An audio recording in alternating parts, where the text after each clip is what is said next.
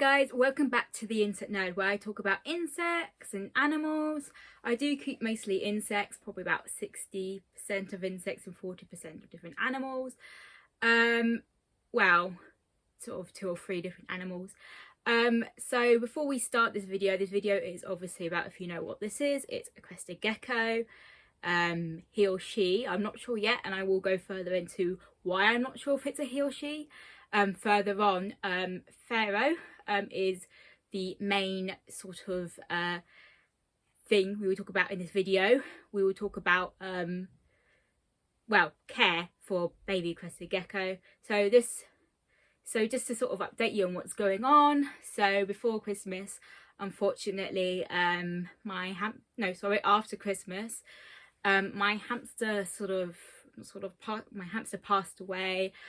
Really sad. I'm not sure what happened. I think perhaps it wasn't, I'm not sure if I don't think it was old age, because she had 6 months left to live. It was a horrible way to die. I wasn't sure. I called the vets. They said to try all sorts of different things, and we got her in a carrier to take her to the emergency vets. Unfortunately, she passed away before we could even get there. It was really sad. I'm really sort of shocked to sort of found out that she died. It was just too soon, and it's horrible. And you know, loads of people have pets that sort of die, and they become part of your life. It doesn't matter how small they are, like insects, you know, they become part of my life as well. But yeah, no, it's just sort of, this is sort of like a little dedication to her. She was a lovely hamster, very active, very sort of yeah, very cheeky, loved to sit with me, and I'll miss her very much. But today we were talking about this little girl guy is a Crested Gecko. Now, I got this little guy in girl guy in, I think, mid-November perhaps, from a pet store in, I think, in Amring or somewhere like that. It wasn't very local. There doesn't seem to be many sort of pet shops with reptiles and amphibians in local to where I am. But yeah, so I just want to talk about a little bit about the care. This will probably be a quick guide, and then I might do a more detailed guide in another video. So this little one is called Pharaoh. I'm not sure if it's a male or female yet. It's quite hard to tell at this age. It's only 5 to 6 months old. So it's still pretty young. When they'll be adults, 18 months, that's when they become adults, sorry. That's when I will be able to tell if it's a female, male. Basically, this one is very quick and very hyperactive, so unfortunately I will struggle to show you so much. We might do gender in a different video when she or he is a bit older. I think it's a she, but I can't really tell. At the base of their tail there's a little, I can't remember what it's called, but there's a little bit where there's a little bit where the tail joins to the body, and if it's sort of thickish and swollen, it's a male. If it's flattened, it's a female. We will do sort of gender later on in the process, when I know her gender or his.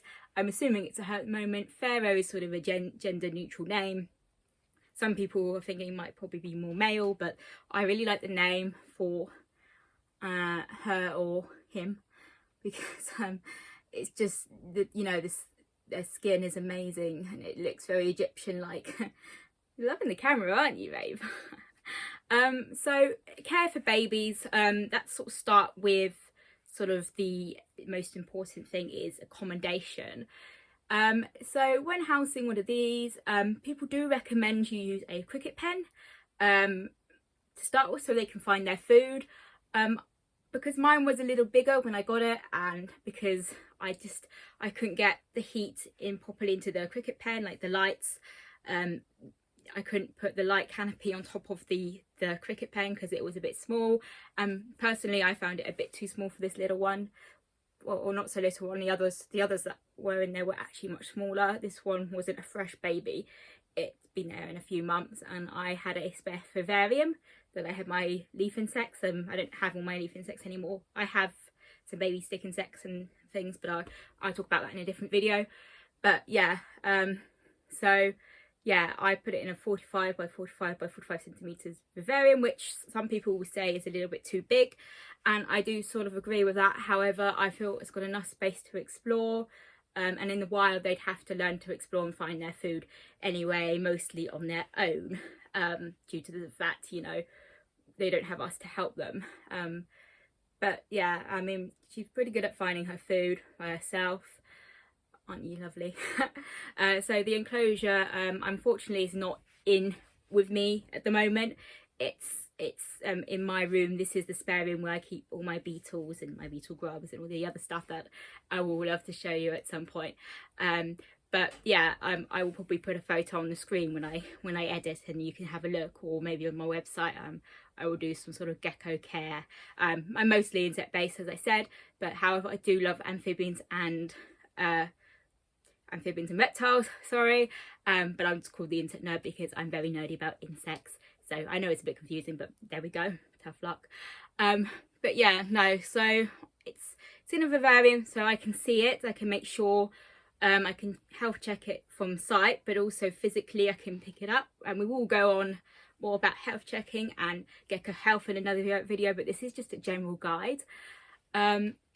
So basically, in the enclosure for babies, you shouldn't put soil down, mostly because they can sort of suffer with soil impactation, which is very fatal. My frog Neville had it at some point, and it was really bad.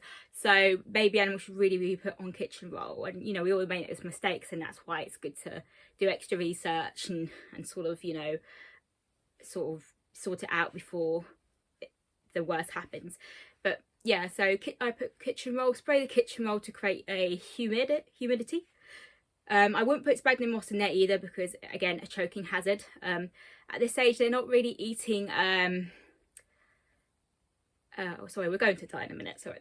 But yeah, the humidity rate is probably about sort of 50 to 80% is more of a boost, so it's not like an everyday humidity. So I would sort of put it sort of more 60% as a medium.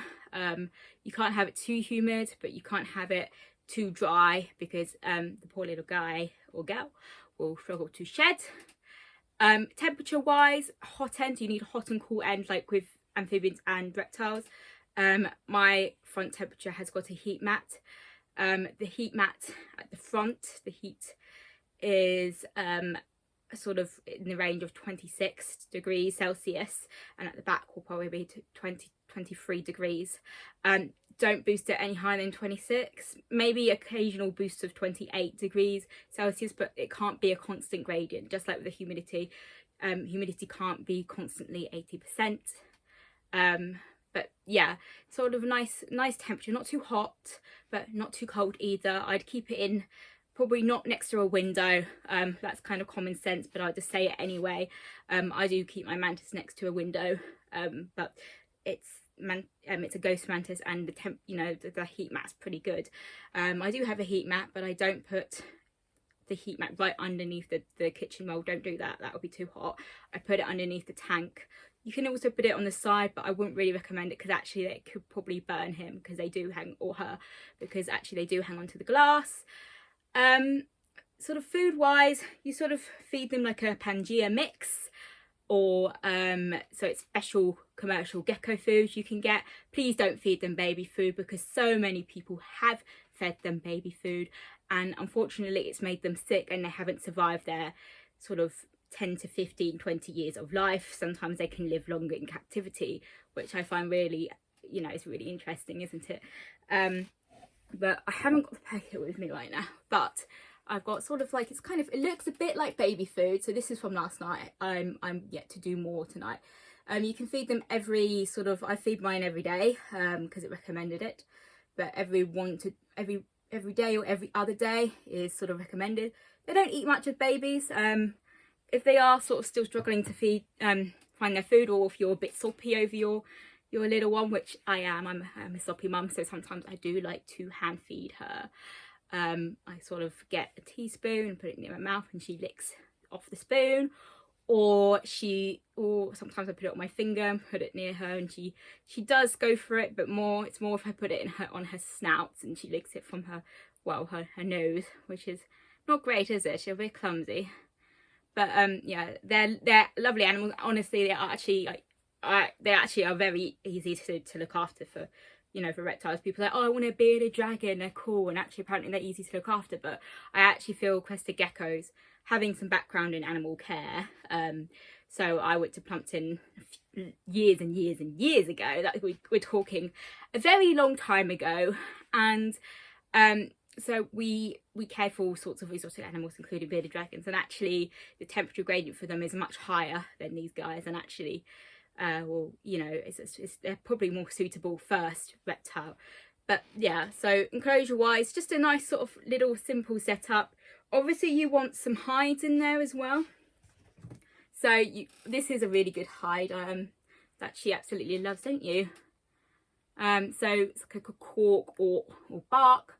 If I would recommend just getting it from pet shops, because you don't know what's in the sort of logs and stuff outside. But yeah, so sort of nice sort of logs they can hide in, otherwise they will get stressed.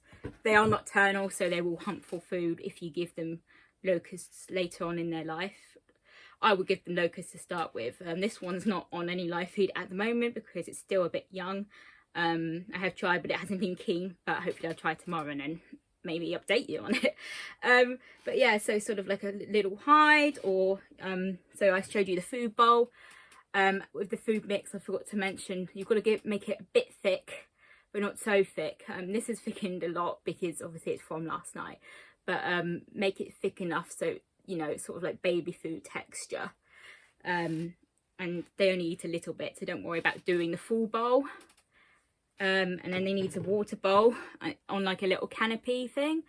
I will take a photo of that as well for you because I haven't got it on me, but it's like a little canopy thing you stick on the, of course you're going to get naughty.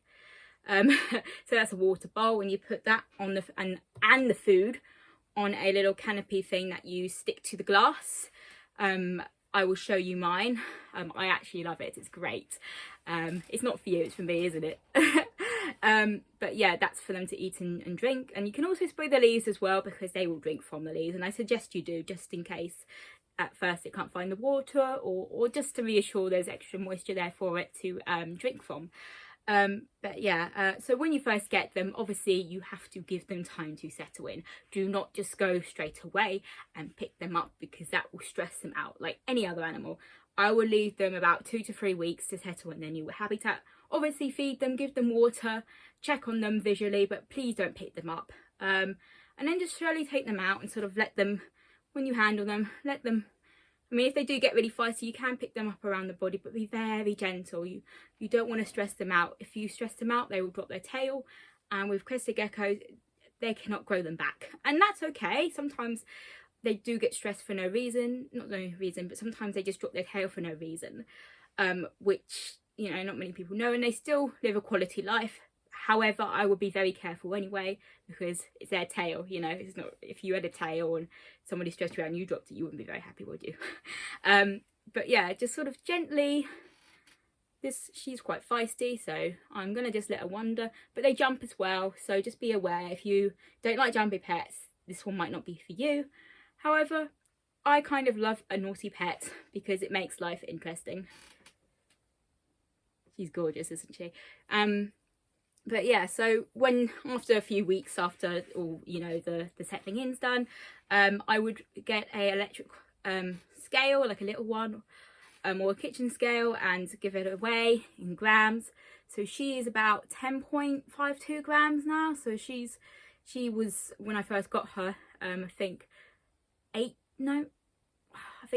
or 6 grams. So she was very tiny. So she has gained a lot of weight, but I have had her for not a long time, but longer since. So you weigh them and give them a health check, and we will go through that at a later date, but generally you start from the head and work your way down to the cloaca or bottom, whatever. But yeah, just check for scratches, check that it's eating. That's really important with baby geckos. So if you find droplets on the kitchen roll, that means it's been eating. That's great. Make sure the feces are sort of normal feces as well. But yeah, no, generally they're very easy pets, very lovely to handle. Don't handle them too much. I mean, I'm handling him or her, Pharaoh, for this video. I don't tend to get her out that often. I like to give her peace. I'm just going to say her. Oh, great. Jumping on the camera now, are we? So naughty. I apologise for that. They do overheat if you handle them way too much. You can handle them without gloves. Just make sure you don't have any chemicals on your hands. But yeah, they are very beautiful. And I do highly recommend them. But yeah, just keep in mind the younger ones shed every 1 to 2 weeks, or I think every 1.5 weeks. So just keep that in mind and make sure that they're shedding properly, because that's the way sort of they grow. They remove their, the skin gets removed. And if there's any shedding problems sort of around the eyes or stuff, call the vets. I would always call the vets. I wouldn't do it yourself, because you might hurt the animal. Well, you might hurt the gecko. But yeah, that's about it. That's my quick guide. I hope you enjoyed it, and I've really enjoyed making this video, and it's been a very long while. I've been trying to do blog stuff as well, trying to make it a mobile version, and I would love to do... Ooh. She's jumping away now. She says I'm fed up. But yeah, I would like to do more videos, because I do really enjoy it. It's just finding the time and planning it, and yeah. So no, thank you so much for watching, and go to my website for more information. I've got sun beetle information on there. I've got stag beetle. I will obviously do a video for her at some point. So the website is www.theinsectnerd.co.uk. Mobile version is not quite up to date yet, but I'm working on that. It's quite fidgety. And obviously if you want to follow me on Instagram and what I'm doing, I've got some new beetles, some brown rhinoceros beetles. I absolutely love them. Then please go to please follow me on Instagram at theinsectnerd97, and I hope you have a wonderful day, and thank you for watching. Say goodbye. Goodbye. Goodbye, audience.